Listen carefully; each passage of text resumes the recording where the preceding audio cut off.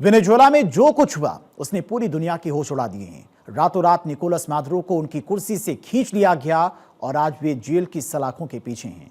लेकिन ट्रंप की भूख सिर्फ एक देश के तख्ता पलट से शांत होने वाली नहीं है। व्हाइट हाउस की गलियारों से जो धमकियां निकल रही हैं, उन्होंने लैटिन अमेरिका से लेकर मध्य पूर्व तक के राष्ट्रपतियों और प्रधानमंत्रियों की रातों की नींद हराम कर दी है। ट्रंप का अंदाजा इस बार पुराना वाला नहीं है, बल्कि इस बार वे क्लीन स्वीप के मूड में दिखाई दे रहे हैं। वेनेजुएला तो बस एक झांकी थी, असली फिल्म अभी शुरू होने जा रही है।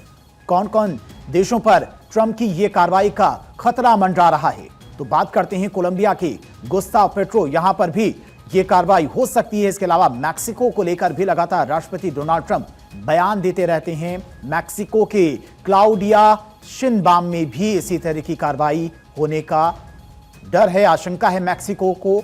पनामा की बात करें तो पनामा में भी जोस राउल मोलिनो की बात करें तो यहां पर भी यह कार्रवाई देखने को मिल सकती है। अब बताते हैं आपको मैप के जरिए कहां कहां पर यह कार्रवाई हो सकती है। कोलंबिया की बात करें, चूंकि यहीं पर निकोलस मादुरो जहां पर उनके देश में कार्रवाई की गई और अब कोलंबिया पर भी डर सता रहा है।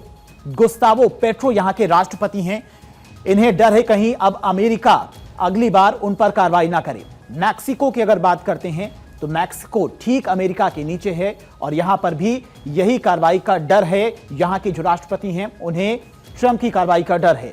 पनामा की बात करें तो पनामा भी ठीक मैक्सिको के नीचे ही मौजूद है।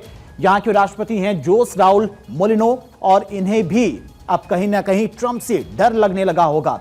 क्यूबा की अगर बात करें तो क्यूबा में भी क्यूबा को लेकर लगातार राष्ट्रपति डोनाल्ड ट्रंप की तरफ से कई बार कहा गया कि वहां पर नशा तस्करी वहां से की जा रही, अमेरिका में नशे की खेप पहुंचाई जा रही है। तो क्यूबा पर भी यह डर है कि अमेरिकी राष्ट्रपति के द्वारा उन पर कार्रवाई हो सकती है। कनाडा से भी राष्ट्रपति बनने के बाद संबंध बहुत अच्छे नहीं हैं अमेरिकी राष्ट्रपति डोनाल्ड ट्रंप के, और मार्क कार्नी यहां के राष्ट्रपति हैं, तो यहां पर भी अमेरिका की कार्रवाई हो सकती है। इसके अलावा ग्रीनलैंड की बात करें, ग्रीनलैंड को तो अमेरिका जो कि राष्ट्रपति हैं राष्ट्रपति डोनाल्ड ट्रंप, उनकी तरफ से कहा जाता कि अमेरिका ग्रीनलैंड जो है अमेरिका का हिस्सा है, अमेरिका से अलग है ही नहीं। और यहां के जो राष्ट्रपति हैं उन्हें भी अब कहीं ना कहीं डर सता रहा होगा इस तरह की कार्रवाई को लेकर। डेनमार्क पर भी खतरा मंडरा रहा है इसी तरह की, जिस तरह से निकोलस मादुरो को कल ऑपरेशन के तहत हिरासत में लिया है अमेरिकी सेना ने। डेनमार्क यहां पर स्थित है और यहां पर भी कार्रवाई हो सकती है अमेरिका की। इस तरह की कार्रवाई का डर लगातार सता रहा है। ये सभी 7 राष्ट्राध्यक्ष इस वक्त सदमे में हैं कब ट्रंप इन देशों के विनाश की उल्टी गिनती शुरू कर दें।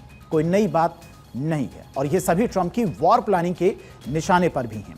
अगर हम इस पूरी कहानी के किरदारों पर नजर डालें तो सबसे पहले नाम आता है कोलंबिया के राष्ट्रपति गुस्तावो पेट्रो का।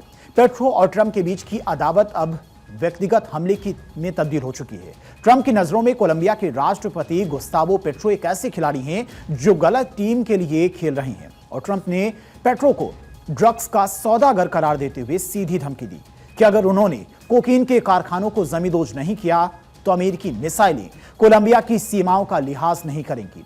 ट्रंप और पेट्रो के बीच में यह निजी जंग अब एक ऐसे मुकाम पर है जहां पर कोलंबिया की संप्रभुता और ट्रंप के गुस्से के बीच की दीवार बहुत पतली हो गई है।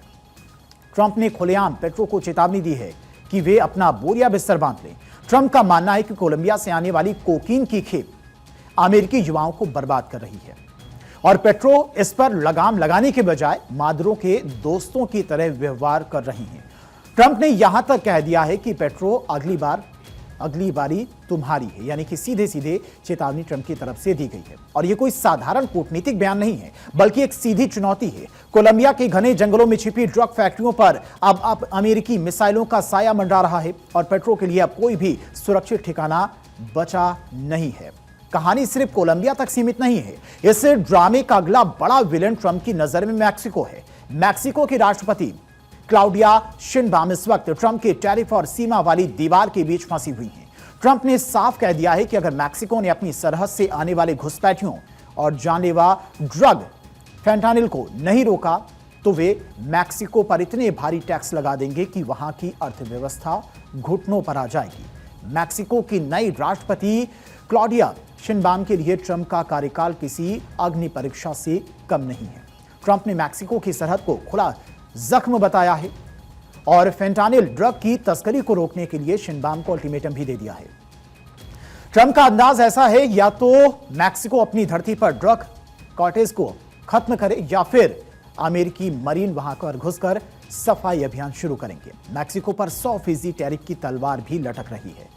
शिनबाम की गर्दन पर हर वक्त यह टैरिफ की तलवार लटकी हुई है। ट्रंप का लहजा ऐसा है जैसे वो मैक्सिको को अपना पड़ोसी देश नहीं बल्कि अपनी जागीर समझते हैं। उन्होंने अपनी सेना को आदेश देने तक की बात कह दी है, और अगर मैक्सिको के ड्रग कार्टेल्स को शिनबाम की पुलिस नहीं रोक सकती तो अमेरिकी मरीन वहां पर जाकर सफाई करेंगे। यह मैक्सिको की सीधी संप्रभुता पर प्रहार है। वहीं दूसरी तरफ कनाडा को भी अमेरिकी राष्ट्रपति डोनाल्ड ट्रंप धमका चुके हैं, और कई बार धमका चुके हैं। ट्रंप ने कनाडा को अमेरिका का 51वां राज्य बनाने तक का ताना मारकर पूरी दुनिया को चौंका दिया है। टैरिफ से कनाडा को निशाना बनाया। कनाडा की कमर तोड़ने के लिए यह काफी है, और ट्रंप जानते हैं कि कनाडा के पास में अमेरिका के सामने झुकने के अलावा कोई और रास्ता नहीं है। यह ट्रंप की वो रणनीति है जिसे वे अल्टीमेटम प्रेशर कहते हैं, या तो हमारी शर्तें मानो या फिर अपनी बर्बादी का मंजर देखो। कनाडा की राजनीति में आए बदलावों के बीच में ट्रंप का मार्ग कारणी की ओर रुख बहुत ही सख्त है। ट्रंप ने कनाडा को अमेरिका का 51वां राज्य कहकर न केवल मजाक उड़ाया बल्कि व्यापारिक युद्ध का बिगुल भी फूंक दिया। 25% टैरिफ की धमकी ने कनाडा की पूर्वी अर्थव्यवस्था को हिलाकर रख दिया है। ट्रंप का संदेश साफ है, कनाडा को अपनी सीमाएं और अपनी नीतियां ट्रंप के हिसाब से ढालनी होंगी, वरना दोस्ती और व्यापार दोनों खत्म। ट्रंप की ये धमकियां सिर्फ बातों तक सीमित नहीं है, क्योंकि वेनेजुएला में उन्होंने अपनी ताकत का ट्रेलर दिखा दिया है, और इसी कड़ी में क्यूबा के मिगुएल डियाज कानेल भी अपनी कुर्सी को कसकर पकड़े बैठे हैं। उन्हें पता है कि अगर ट्रंप ने मादुरो को हटा दिया है तो हवाना ज्यादा दूर नहीं। क्यूबा की कम्युनिस्ट सरकार के लिए यह अस्तित्व की लड़ाई बन गई है। क्यूबा के लिए ट्रंप का नाम ही किसी कयामत से कम नहीं है। राष्ट्रपति मिगुएल डियाज कानेल को पता है कि मादुरो के पतन के बाद ट्रंप का अगला रेजिम चेंज मिशन हवाना की तरफ मुड़ सकता है। ट्रंप ने क्यूबा को आतंकवाद का प्रायोजक बताते हुए उसे पूरी तरह से अलग थलग करने की कसम खाई है। क्यूबा के तटों पर अमेरिकी दबाव इस कदर बढ़ गया है कि वहां की कम्युनिस्ट सरकार की सांसें अटकी हुई हैं। ट्रंप ने वेनेजुएला के एब्सोल्यूट रिसॉल्व ऑपरेशन पर जिस तरह से खुशी जताई, उसने दुनिया के राष्ट्राध्यक्षों के माथे पर पसीना ला दिया है। In the world could achieve what America achieved yesterday, or frankly in just a short period of time. All Venezuelan military capacities were rendered powerless, but captured along with his wife, Celia Flores, both of whom now face American justice. लेकिन इस पूरे ड्रामे का सबसे दिलचस्प और खतरनाक हिस्सा वो है जो आर्थिक मोर्चे पर लड़ा जा रहा है। ट्रंप ने कहा कि अगर किसी ने भी अमेरिकी डॉलर को छोड़कर अपनी नई करेंसी लाने की जरूरत की तो वे उन पर 100% टैरिफ ठोक देंगे, और ये एक तरह का आर्थिक युद्ध है। ट्रंप चाहते हैं कि दुनिया में सिर्फ डॉलर का राज चले। जो भी इसे चुनौती देगा वो ट्रंप का दुश्मन माना जाएगा। ट्रंप का अमेरिकी फर्स्ट अब ओनली अमेरिका बनता जा रहा है। ग्रीनलैंड के प्रधानमंत्री मुतेबी एगेडे के लिए ये एक अजीबोगरीब लेकिन बेहद खतरनाक स्थिति है। ट्रंप ग्रीनलैंड की बर्फीली चट्टानों के नीचे छिपे खनिजों और इसकी रणनीतिक लोकेशन के दीवाने हैं। ट्रंप किसी भी कीमत पर ग्रीनलैंड पर कब्जा चाहते हैं। एगेडे की मनाही को ट्रंप ने निजी अपमान बताया, और ग्रीनलैंड को डेनमार्क से अलग कर कब्जा करना चाहते हैं ट्रंप। डेनमार्क की प्रधानमंत्री मेटे फ्रेडरिक्सन के लिए ट्रंप एक ऐसा जिद्दी ग्राहक बन गए हैं जो ग्रीनलैंड का सौदा किए बिना पीछे हटने को तैयार नहीं है। फ्रेडरिक्सन ने जब इसे मजाक कहा तो ट्रंप ने डेनमार्क के साथ कूटनीतिक संबंधों में कड़वाहट घोल दी। ट्रंप अब डेनमार्क पर नेटो के खर्चों और ग्रीनलैंड के मुद्दों को लेकर इतना दबाव बना रहे हैं कि कोपेनहेगन के सत्ता गलियारों में ट्रंप के नाम की दहशत साफ देखी जा सकती है। अब वे ग्रीनलैंड को डेनमार्क से अलग कर उसे अमेरिकी संरक्षण में लाने के लिए एड़ी चोटी का जोर लगा रही हैं। पनामा नहर पर नियंत्रण की बात हो या फिर चीन की व्यापारिक साम्राज्य को मिट्टी में मिलाने की जिद, ट्रंप एक ऐसे शिकारी की तरह व्यवहार कर रहे हैं जिसे पता है कि उसका शिकार कहां छुपा हुआ है। आज पूरी दुनिया की निगाहें व्हाइट हाउस के उससे ट्विटर हैंडल पर हैं और उन प्रेस कॉन्फ्रेंस पर टिकी हुई हैं जहां से हर सुबह एक नई धमकी निकलती है। ट्रंप ने साफ कर दिया है कि 2026 की दुनिया वैसी नहीं होगी जैसी लोग सोच रहे थे। यहां या तो आप ट्रंप के साथ हैं या फिर आप उनके अगले टारगेट हैं। वेनेजुएला तो बस शुरुआत थी और असली ग्रैंड फिनाले अभी बाकी है। और दुनिया के बड़े बड़े राष्ट्राध्यक्ष अपनी बारी का इंतजार कर रहे हैं, इस उम्मीद में है कि शायद अगला नंबर उनका ना हो, और लगातार डर भी बना हुआ है। दुनिया ने सोचा था कि ट्रंप की वापसी समझौतों और डील्स का दौर लाएगी, लेकिन जनवरी 2026 की हकीकत कुछ और ही खौफनाक मंजर बयां कर रही है। शांति का नारा अब मिसाइलों की गड़गड़ाहट में कहीं खो गया है। ट्रंप ने वेनेजुएला में जो तख्ता पलट किया, उसने दुनिया के सबसे खतरनाक तानाशाहों और ताकतवर मुल्कों को एक ऐसे मोड़ पर लाकर खड़ा कर दिया है जहां से वापसी का रास्ता सिर्फ तबाही की ओर जाता है। आज दुनिया एक ऐसे न्यूक्लियर ट्रिगर पर बैठी है जहां एक भी गलत कदम इंसानियत को खाक में मिला सकता है। वेनेजुएला में यूएस डेल्टा फोर्स के ऑपरेशन की सनसनीखेज रिपोर्ट ने उस खौफनाक राज से पर्दा उठा दिया है जिसे सुनकर किसी के भी रोंगटे खड़े हो जाएंगे। वेनेजुएला के राष्ट्रपति निकोलस मादुरो को पकड़ने का यह ऑपरेशन किसी फिल्मी पटकथा से भी कहीं ज्यादा हैरत अंगेज था, और रिपोर्ट के मुताबिक सीआईए ने मादुरो के महल के भीतर ही अपने जासूस लगा रखे थे जो उनकी हर हलचल की खबर सीधे वॉशिंगटन भेज रहे थे।